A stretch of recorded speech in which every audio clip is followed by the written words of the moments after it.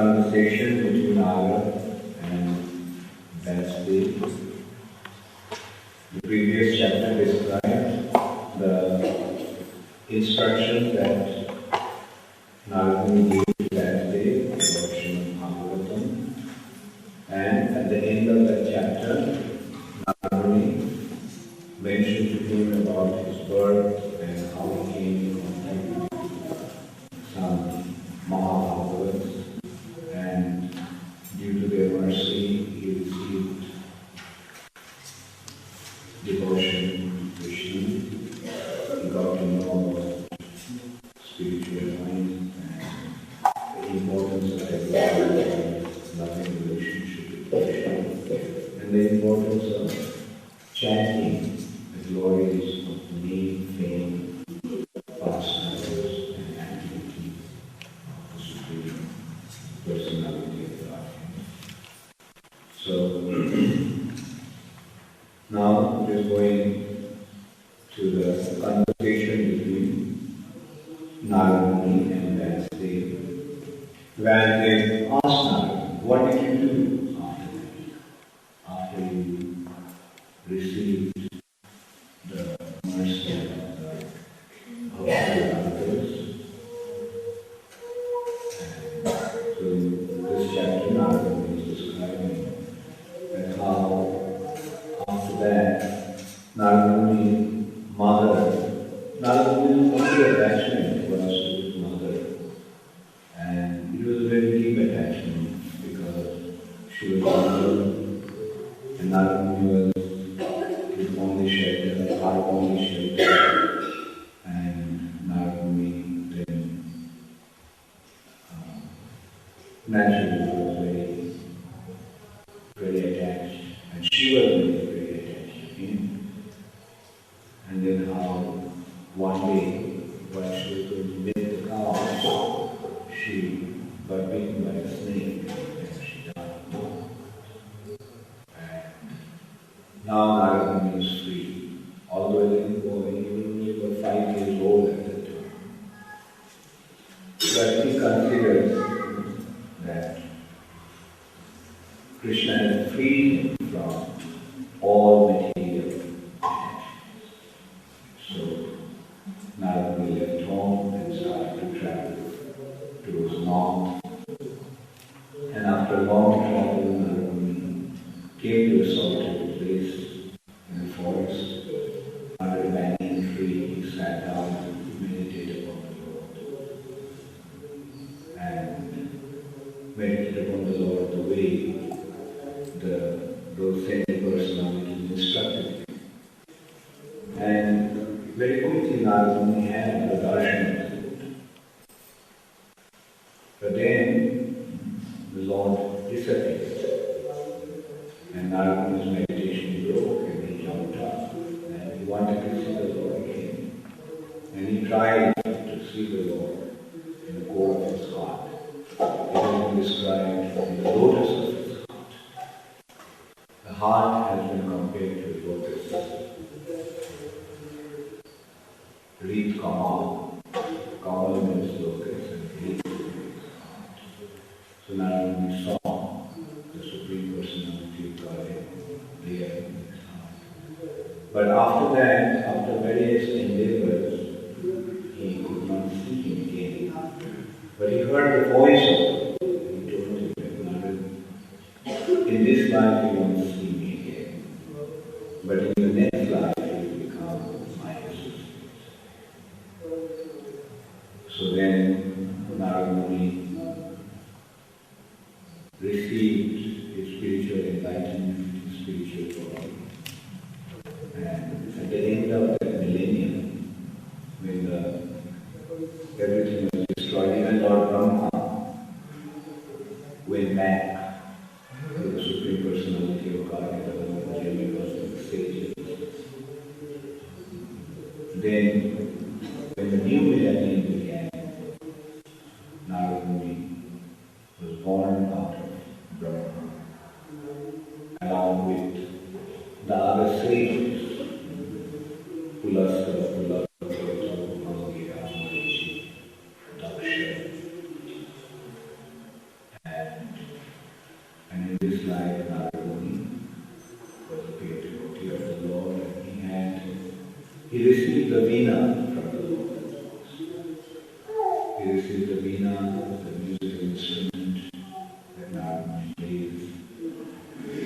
And with the veena, Nārad360P sings the glory of the Lord, and he travels around everywhere, singing the glory of the transcendental name, form, qualities, and pastimes.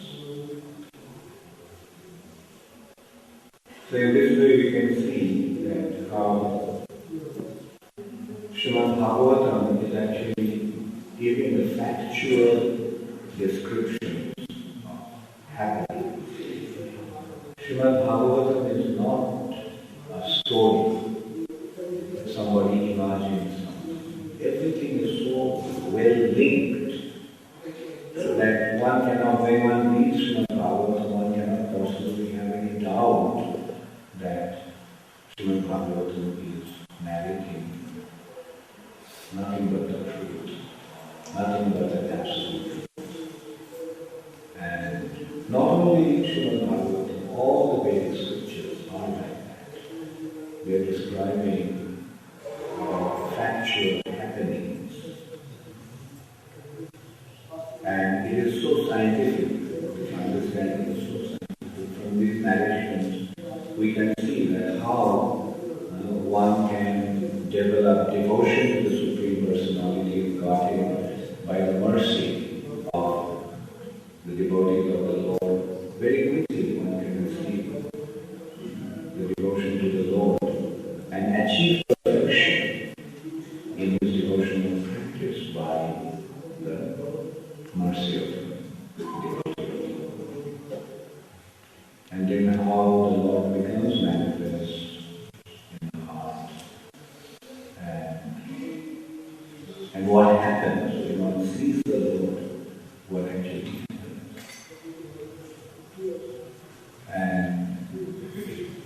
And also another important thing that we understand here is that perceiving the Lord is not a matter of our own endeavor. It is the mercy of the Lord that one can see the Lord. Like Nārad360P achieved perfection of his meditation. And he saw the Lord, but that was just for a short while, not again, although he tried, he could not see. So in this way, a very scientific process is revealed. The process is revealed in this way. So now I can just read the verses, the translation. Sutta say, O Brahmanas, thus hearing all about Sri Narada's birth and activities, Vyasadeva, the incarnation of God, and the son of Satyavati, inquired about Sri Vyasadeva said, what did you do after the departure of the great sages who had instructed you in scientific transcendental knowledge before the beginning of your present birth?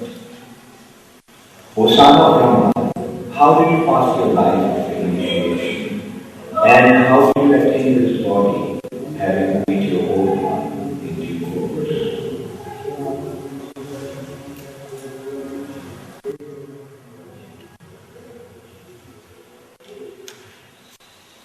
O great sage, time annihilates everything in due course. So how is it that this subject matter which happened prior to this day of life is still fresh in your memory, undisturbed by the sun? So here also we can see that when Brahma falls asleep at the end of the day, when everything is practically destroyed. When Brahma falls asleep, then he will be. And when the earth is destroyed, when Brahma falls asleep, he goes into the body.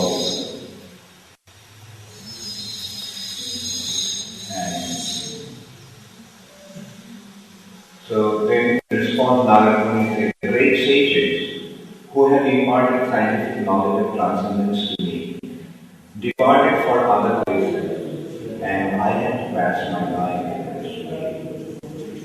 I was the only son of my mother, who was not only a simple woman, but a maidservant. Since I was her only offspring, she had no other alternative for protection. She bound me with a tie of affection. The more the dependence, the more the attachment. So since there was no, although it was a child, but she was the only shelter of the mother, so the mother became very, very attached. She wanted to look after my maintenance properly, but because she was not independent, she was not able to do anything for me. The world is under the full control of the Supreme Lord. Therefore, everyone is like a wooden doll in the hands of the puppet master. So although the mother was a maidservant, but the mother naturally, like any other mother, whether poor or rich, wants to take care of the child in the best possible. So he is saying she wanted to look after my maintenance properly, but because she was not independent, she was not able to do anything for me. So he practically was brought up without any care, without proper facility. The mother was maidservant, she was busy serving. She didn't have the time, and she was the only son, and she was the only one who could actually take care of him. But although, so this way we can see that material difficulties are good for our spiritual advancement. Rather, on the other hand, material enjoyment or material facilities are detrimental to our spiritual advancement. If we have some, unless we have some material difficulty, we will not think of getting rid of material nature. Even if someone may be very rich, but still he faces material difficulties, and that material difficulty actually pushes him to take to Krishna consciousness, to surrender to Krishna.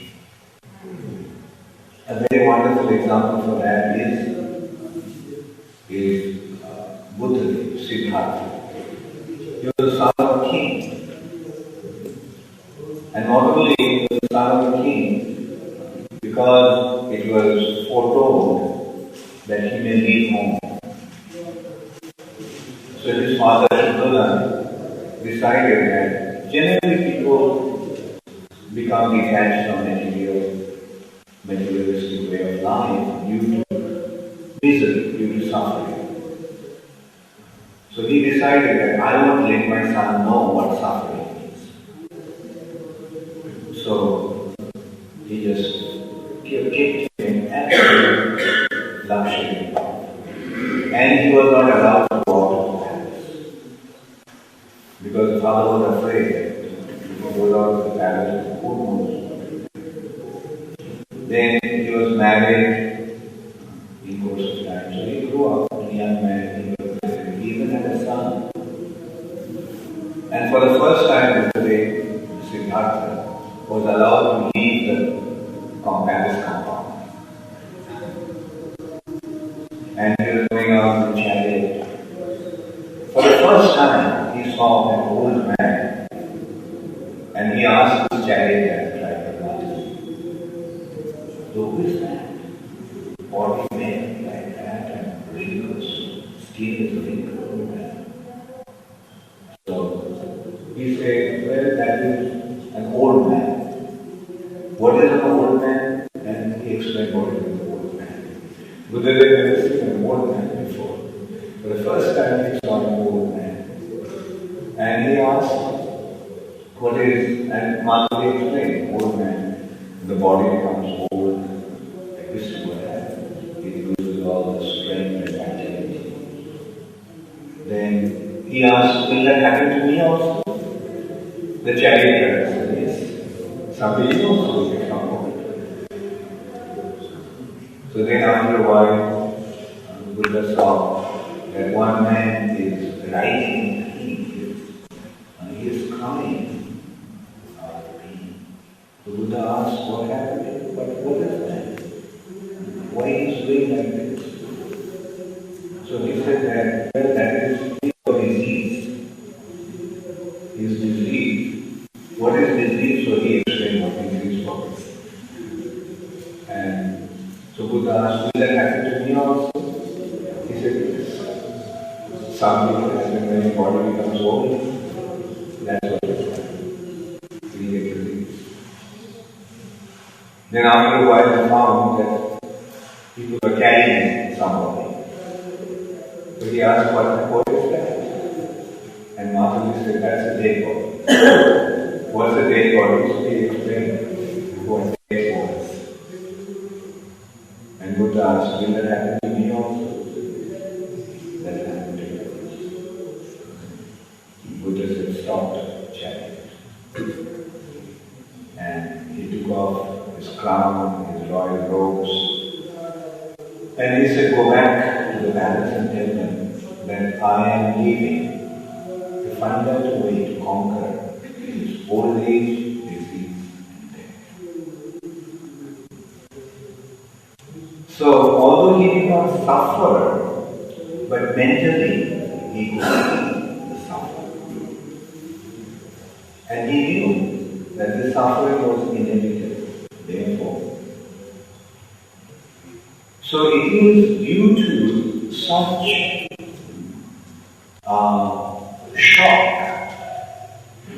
of the futility, or rather such a shocking awareness of the futility and the miserable condition of the material existence that one becomes serious about spiritual, finding out about spiritual.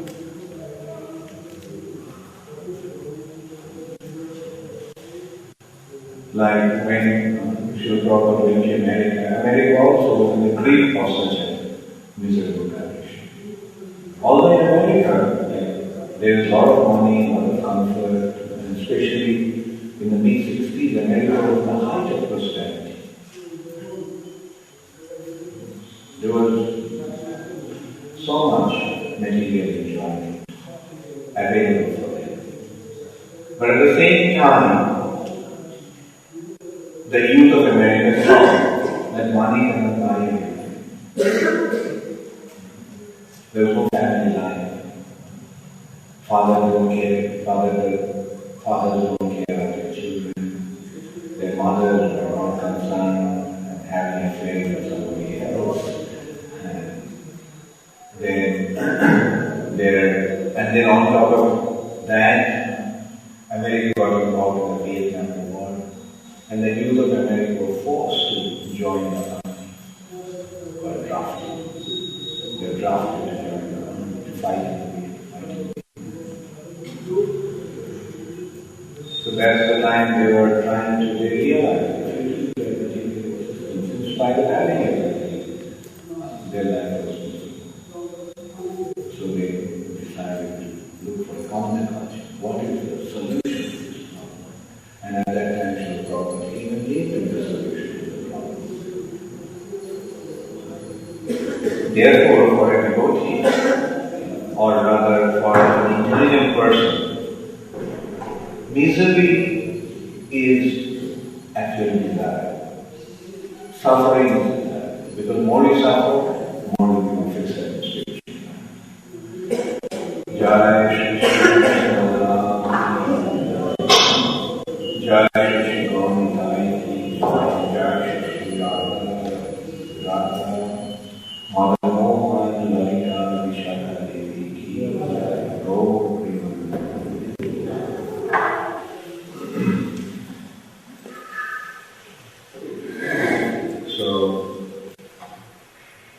So here also we see that Nārad, as a little child, must have been suffering. He wanted to have that association with the mother and then he came across with Bhakti, and he was very interested in him. And his mother was very and he came across them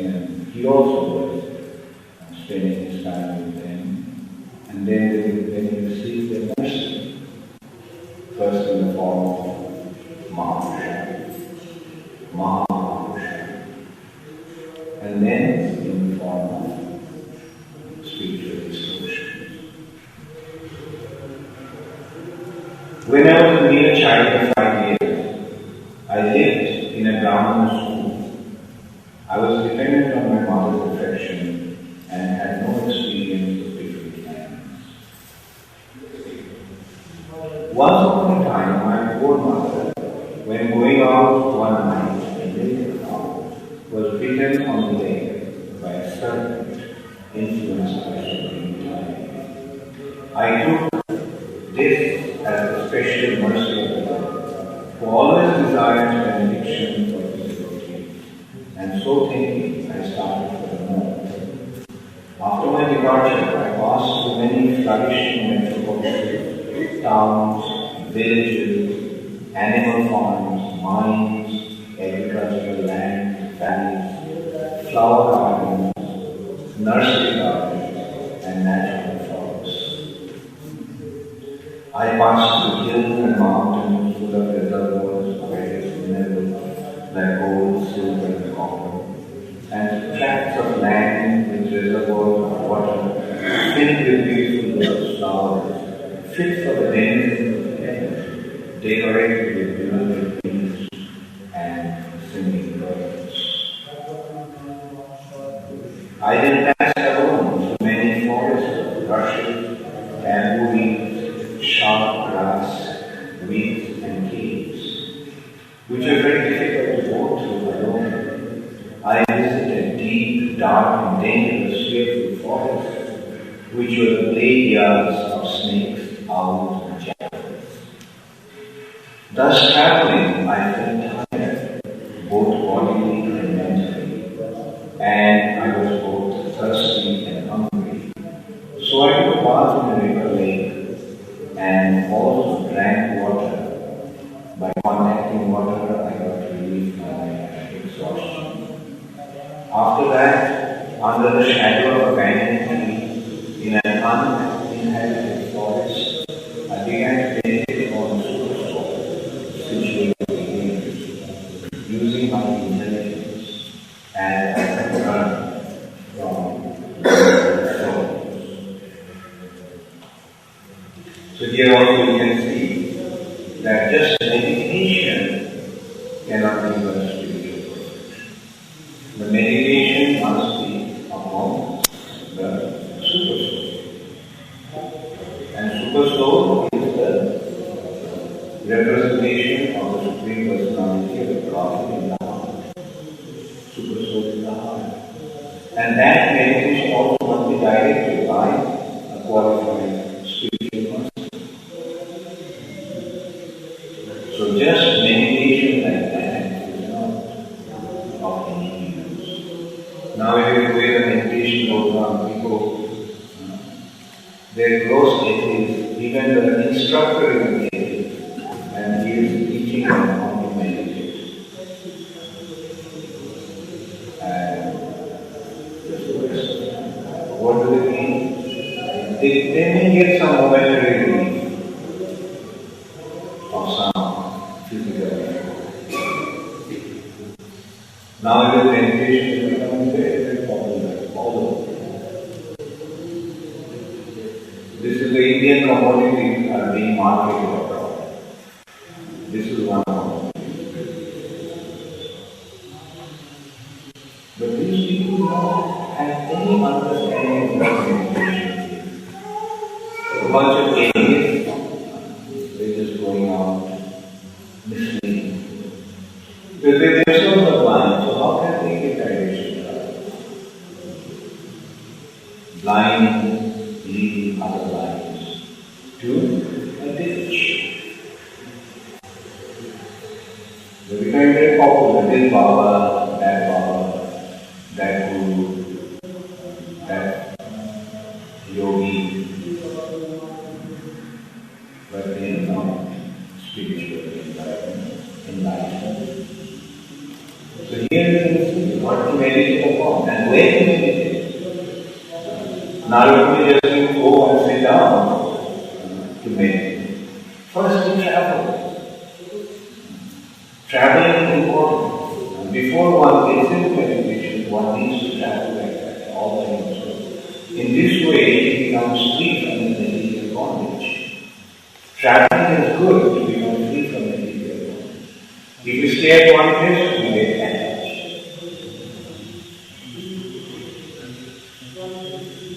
But, I noticed that even after taking to spiritual life, so easily we can become attached. Therefore, it is better to travel. No room for attachment. No possibility.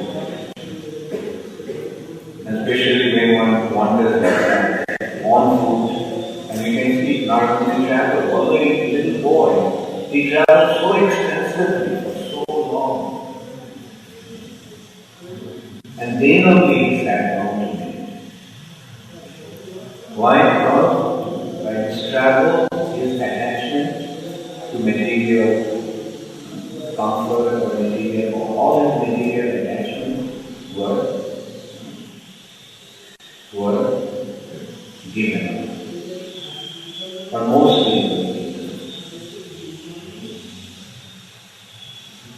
we can see like when one travels like that, as it is described, traveling through the forest, which is the playground of ferocious animals, snakes, lions, tigers.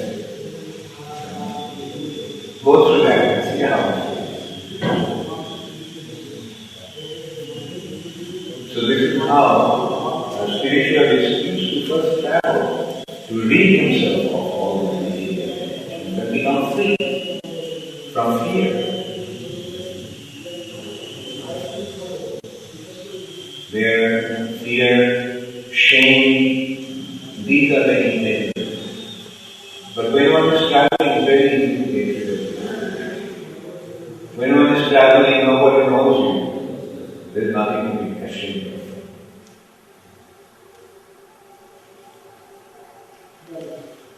If we travel through this deep forest and all, and we gather so much experience also.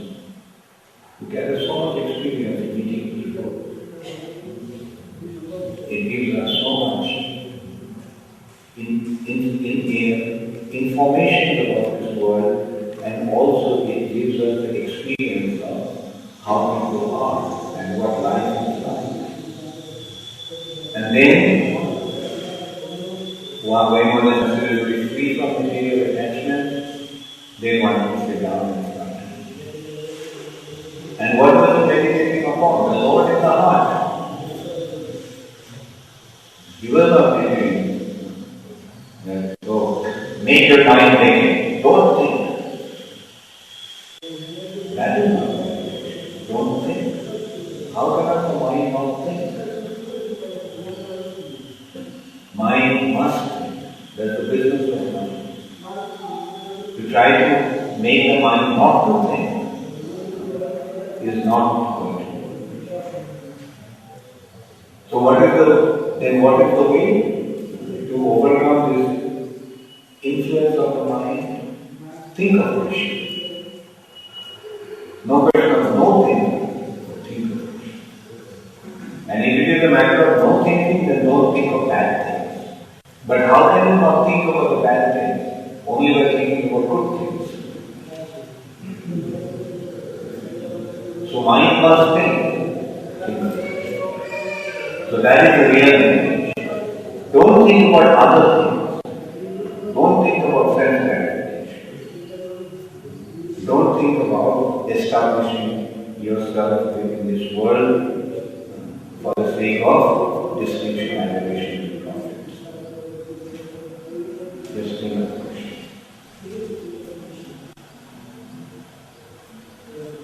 So, Nārad is saying, after that, under the shadow of a banyan tree, in an uninhabited forest, I began to meditate upon the super soul situated within. Using my intelligence as I had learned from the liberated soul. Those Bhaktivedanta, those liberated souls instructed him the way they instructed him. According to that instruction, he was meditating on the Lord in the heart.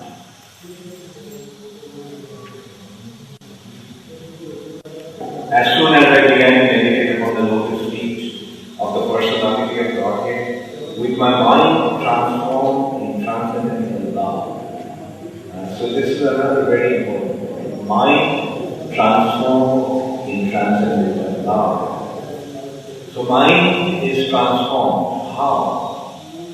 Mind is spiritualized. How? By developing love.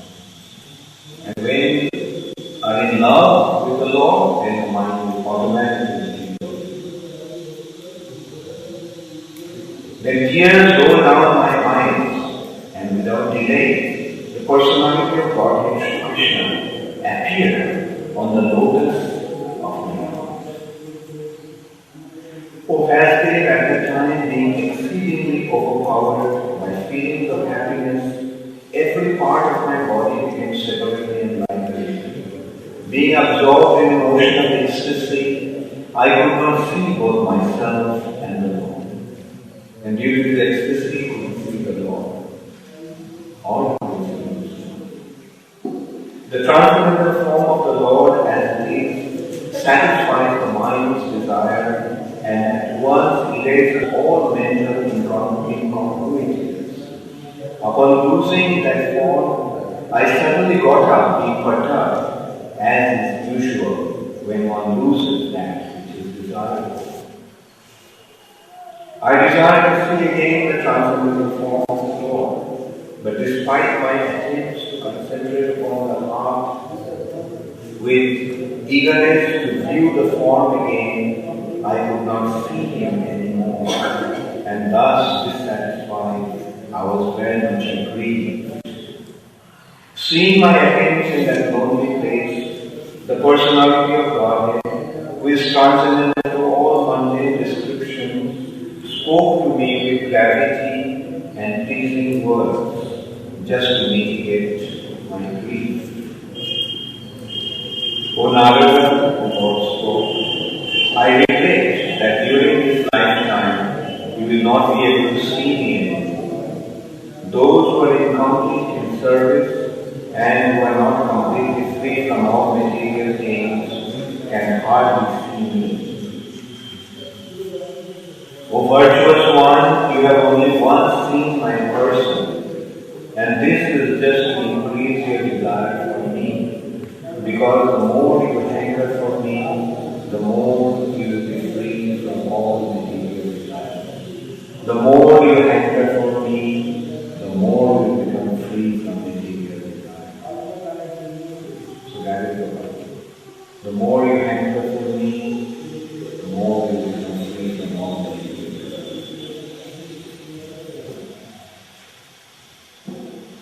Now we can consider that Nārad, we can see that he was already so pure. Even as a child, he was not interested in frivolous poetry.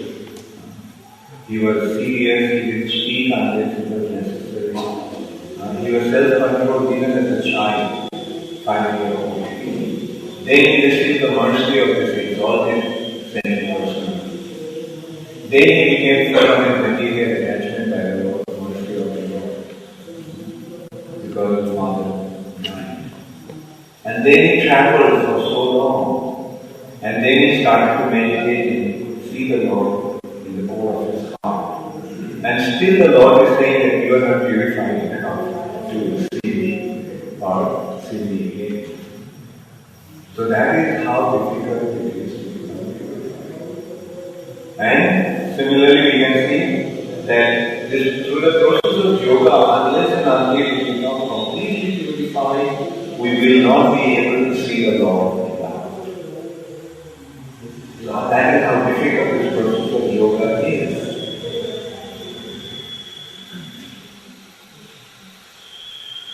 And unless and until one becomes completely purified, Nārad wanted to see the Lord out of the Lord's causeless mercy. To intensify his desire to see the Lord is giving a momentary glance, momentary vision. But Nārad, when he instructed him, you need to become more pure, since you have to become purified from all your material attachments and desires. So how difficult it must be to become free from all these. Whereas devotional service, in devotional service there is no consideration of purity or impurity. Even if we are impure, it will render devotion. And by rendering devotional service, and when we render devotional service, we get association. And most important thing is that at that time, when we are rendering service unto the Lord, we are not so interested in seeing Him. Rather, we are only concerned about rendering service unto Him. Whether we see Him or not doesn't matter. We know that He is there, and we know that He will be pleased if we render service unto Him.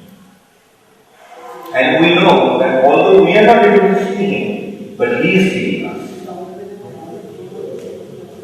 So whether we see Him doesn't become important. What becomes important is that He is seeing us. So that is the difference between the process of yoga and process of bhakti. The bhakti is so easily executed. So easily executed. In order to become a devotee, you don't have to travel to the place all over the world alone. We don't have to undergo various austerities and things. We can just be where we are. We can do whatever we are doing. And still we can render devotions.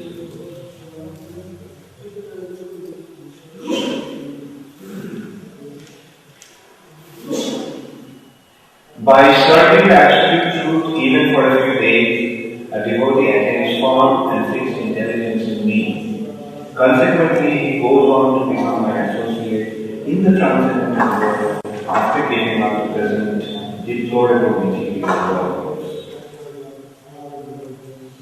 So here we can see by service of the absolute truth, even for a few days, a devotee attains firm and fixed intelligence in me.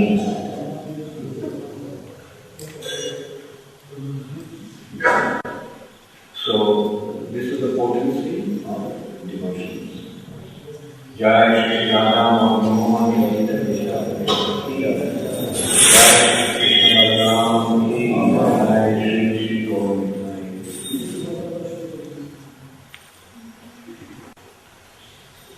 So here you can see that after attaining the perfection of yoga, one comes to the platform of devotion.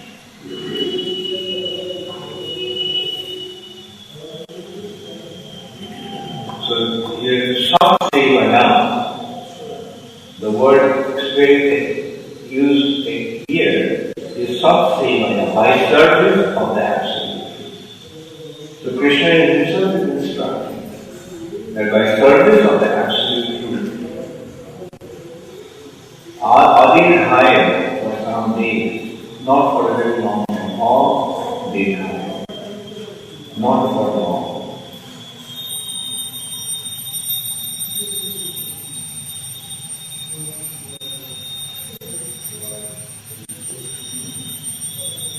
Intelligence engaged in my devotion cannot be thwarted at any time, even at the time of creation as well as the time of annihilation. Your remembrance will continue by my mercy. So intelligence engaged in my devotion. When we fix our intelligence in devotional service, when we use our intelligence to plan how we are going to render service unto the Supreme Personality of Godhead, cannot be thwarted by time. That is, even after death, it will continue. Even after annihilation, that in that spiritualized intelligence will remain. Even at the time of creation, as well as at the time of annihilation, your remembrance will continue by then the Supreme Authority personified by sound and unseen by eyes, but most wonderful, stop speaking, feeling a sense of gratitude. I offer my obeisance unto Him, bowing my head.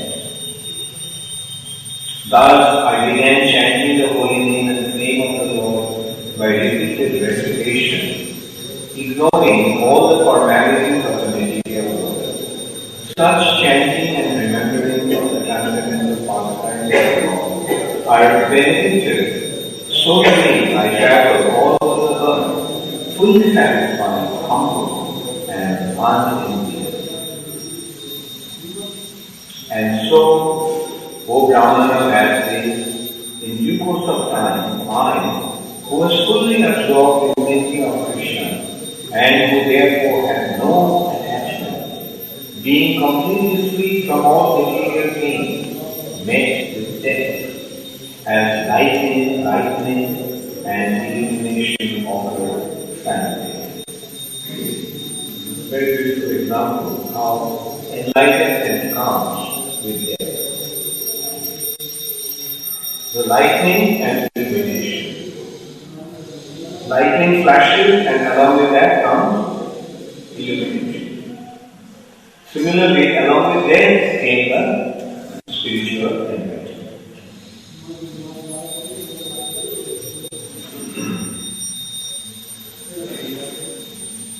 Having been awarded a transcendental body, befitting an associate of personality of God, I with the body made of five material elements, and thus all acquired free results of work stopped, karma stopped. At the end of the millennium, when the personality of God is brought down and laid down within the water of devastation, Brahma began to enter into him, along with all creating elements, and I also entered through his breathing.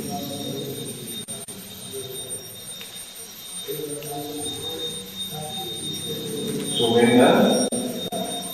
at the time of devastation,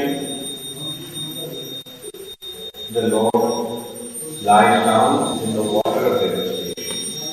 And at that time, Brahma also entered into him, along with all created things. So, at that time, the whole creation was destroyed. The entire creation was destroyed. Even the elements, there was nothing left. All the elements were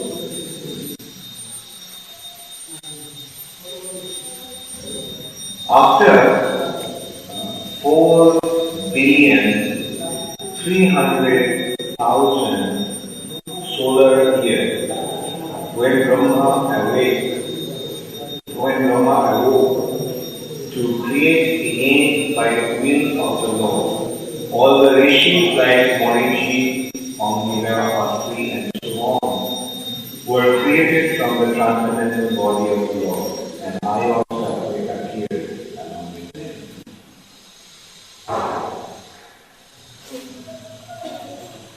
So, Sahasra Yuga Parjanta is a day of it.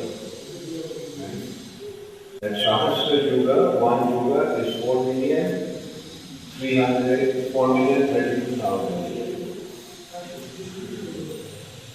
So, 4,320,000. And multiplied by 1,000 is 4,320,000,000. So that is the time when Brahma goes. So after that, since then by the grace of the Almighty Vishnu, I traveled everywhere without restriction, both in the transcendental world and in the three. Okay, at that time, along with the Brahma's mental sons, Pulaha, Angira, Morishi, Atri, Nārad360P also appeared as youngest. Since then, by the grace of the Almighty Vishnu, I travel everywhere without restriction, both in the transcendental world and in the three divisions of the material world. This is because I am fixed in unbroken devotional service of the Lord. And thus I travel constantly singing the transcendental message glory of the Lord.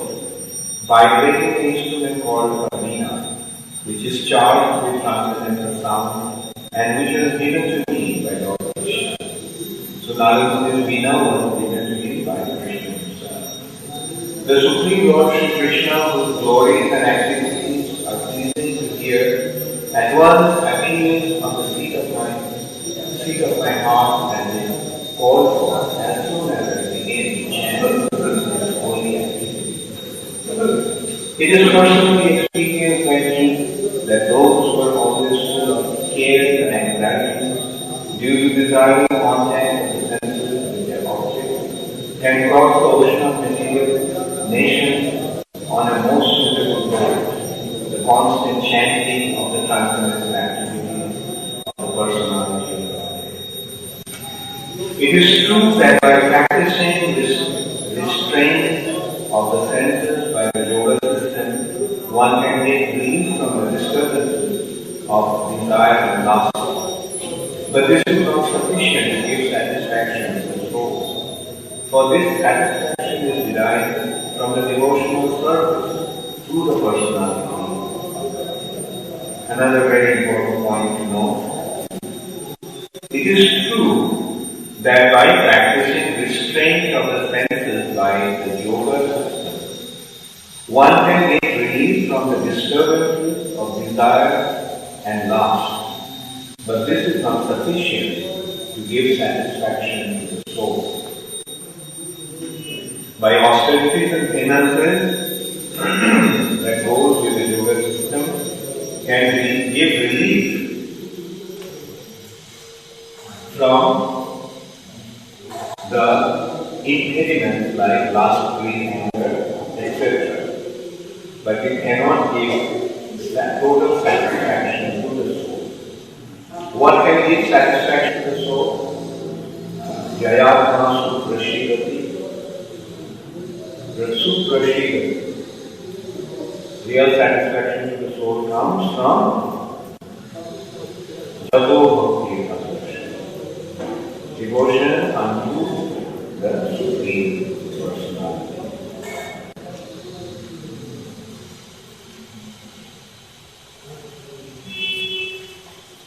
O Vasudev, you are free from all sins. Thus, I have explained my work and activities for self-realization and advance. All this will be conducive for your personal satisfaction also. Sutta Goswami says, thus addressing Vasudev, Srila Nārad360P took leave of him, and vibrating on his veena instrument, he left to wander at his free will. All glory and success to Srila Nārad360P because it glorifies the activities of the personality of Godhead, and so doing, he himself takes pleasure and also enlightens all the distressed souls of the universe. So thus ends the sixth chapter of the fifth canto, the first canto of Srimad Bhagavatam, entitled Conversation between Narada and Vasudev. So tomorrow we will do the seventh chapter. So in this way we can see how Nārad360P became an eternal associate through devotional service. There is another incident which will come afterwards. Nārad360P previous to that, he was a Gandharva known as Bhagavatam. And because he made a mistake by not participating in the chanting of the holy name of the Lord, he was cursed to take birth in the power. He lost his right to remain in the higher family system.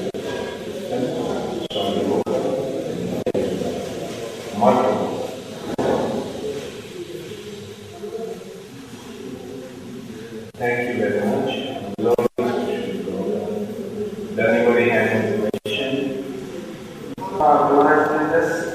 chapter it says that Nārad360P, after hearing from the Lord, he feels a sense of gratitude, out of which he chants and sings the glories of the Lord.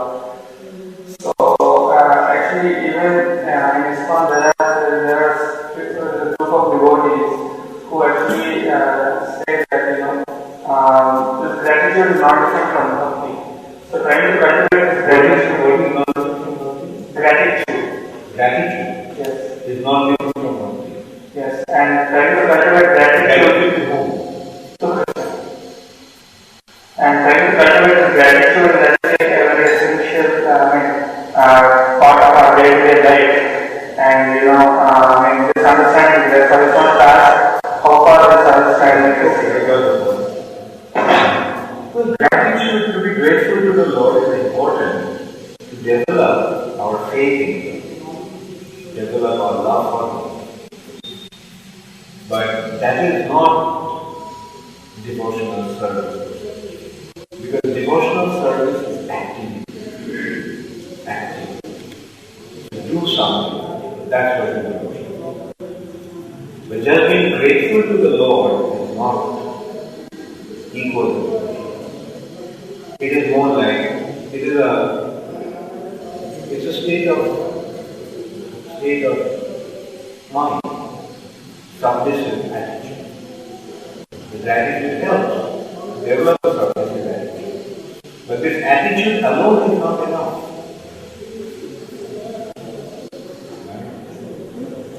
It has to be active service, either physically or mentally. Okay, fine, you become grateful to the Lord. And then what? Then what will happen? Sit down and say, thank you, Krishna. Or you are going to show your gratitude. What can I do for you, Krishna? You have done so much for me. Now what can I do? Right? That is devotion. What can I do? How can I do?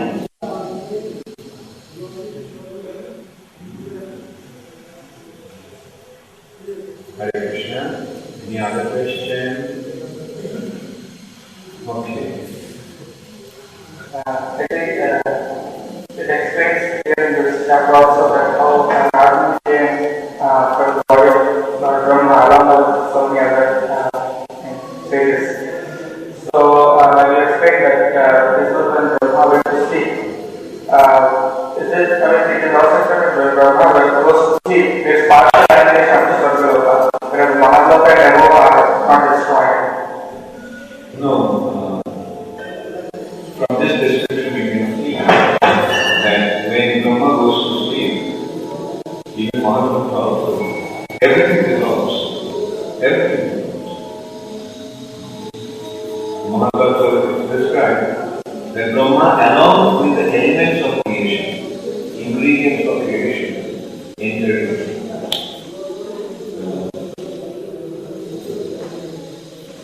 We will not be able to understand it. What is the life? First thing we have to consider that Brahma's body is not a gross body like that. He has a gross body, but that gross body also very silent. That when Brahma falls asleep, Brahma actually goes. Like when we fall asleep, when we fall asleep, we also go back to the Lord, Shiva Darshan.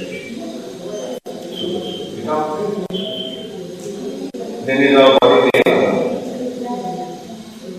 Our body is there, but because our body is so gross that it remains in its grossness. But it feels that Brahma's body is so subtle that when he falls asleep, falling asleep is going close. So when Brahma falls asleep, his body also goes.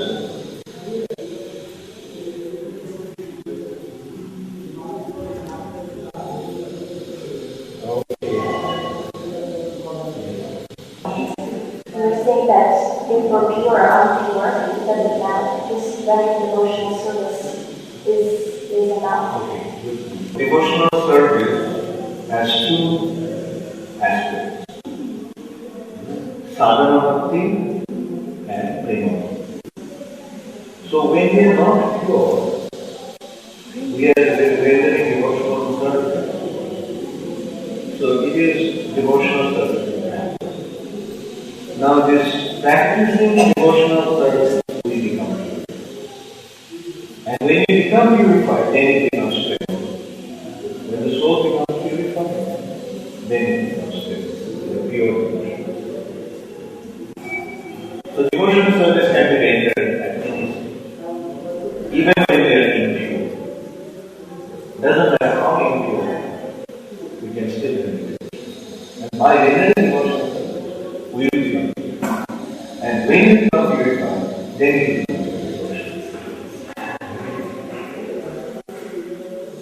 So on that level, sadhana bhakti, if I'm performing devotional services, ulterior motives and pride, and after a while, that will become purified? Yes. Like devotional service is like medicine.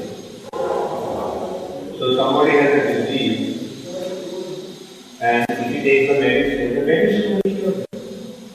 Not that first he has to become pure of the disease, and then take it. So all these are actually the symptoms of disease. Lust, greed, anger, delusion, pride. So these are symptoms of disease. Now if you take the medicine, symptoms also. When the disease is cured, the symptoms are not.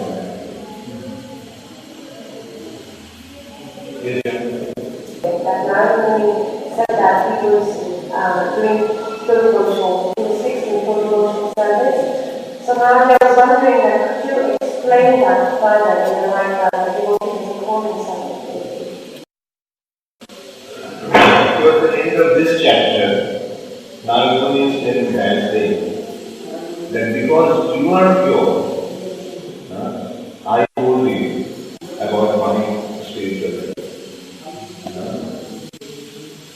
You see, otherwise Nārad wouldn't have said it. But because as they were cultivating that word.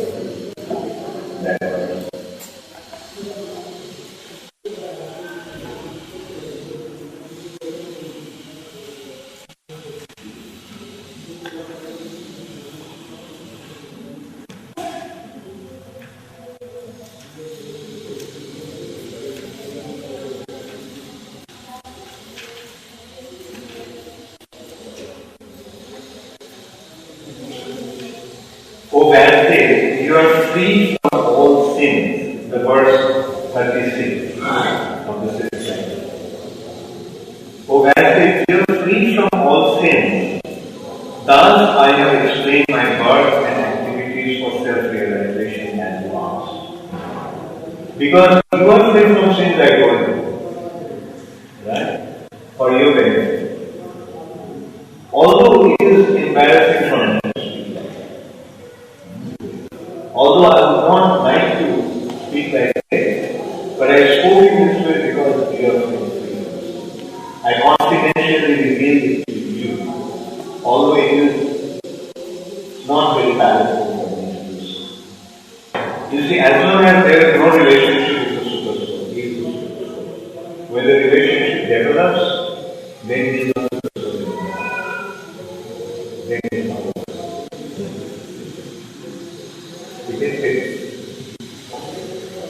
Okay, this respect anyway, I was thinking of telling something about my experience with Srimad, but I decided not to. Okay, came to the tip of my tongue. Because I was thinking, as you just mentioned, that one doesn't actually speak about these experiences. In Vrindavan one day I was with Sri Prabhupada, and just on the wall behind Sri Prabhupada was sitting on his bed, and I was sitting on the floor. And at the back of behind Sri Prabhupada on the wall, there was this picture of the Super Soul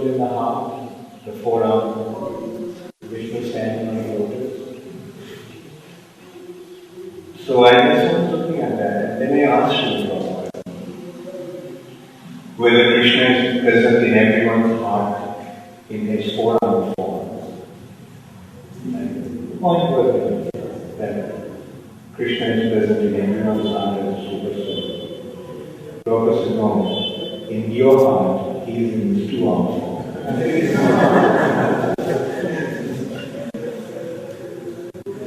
Because we are devotees, in our hearts, devotees' hearts, the Lord is not in his four-armed form.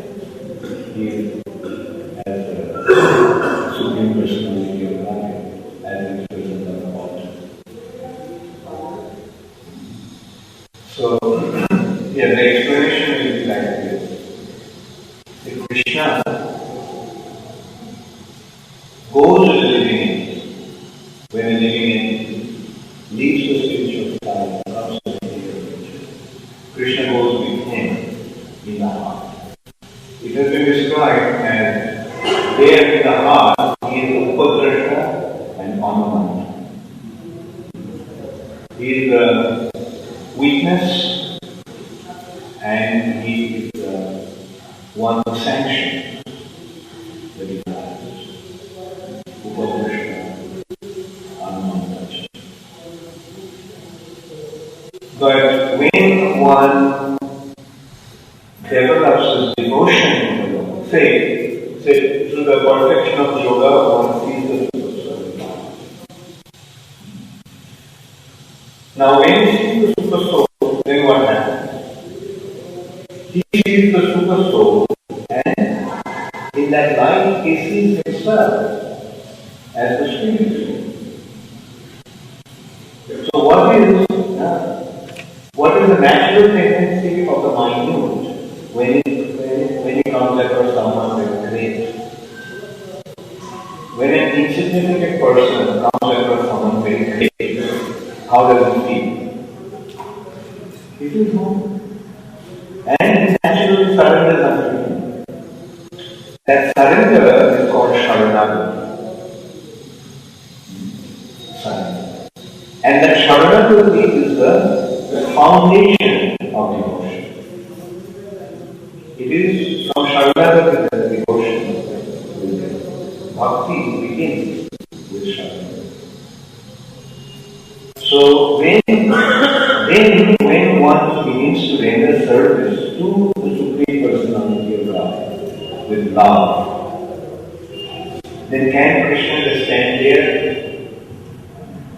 as an inactive witness? Or Krishna is naturally forced to reciprocate. Through devotion, Krishna begins to reciprocate. And through that reciprocation, because of that reciprocation, he is not a super soul anymore. He is the Supreme Personality of God. Either in his Nārad Vaikuntha form or his Vrindavan. So that is how, for a devotee, the Lord in the heart is not a super soul. He is the Supreme Personality.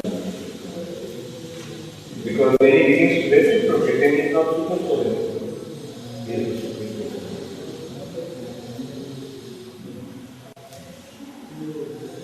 Hare Krishna, all yes, Bhagavatam. One day ago, about the prior question. The prior question. Yeah. So like that only in Jain, they are doing, that is called Sankhara. At the time of some of them, they lie down on their stone and they remember their Lord. So is it the same way or different? There is no, Jainism also is, you can say, an offshoot of Vedic culture. So it is, like it has taken from that. As prior quotation, preparing to give up his body. Okay?